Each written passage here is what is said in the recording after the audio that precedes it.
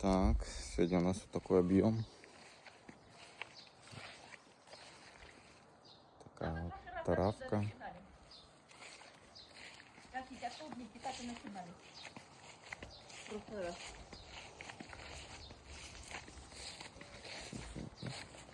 А, это вы фото делаете? Угу.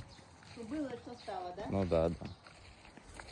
Вы знаете, я в прошлый раз, когда вы скосили, перекосите прям под самый корень. Мне так...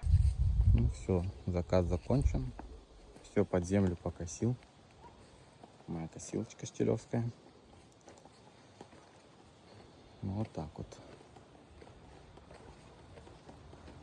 Малина осталась целая.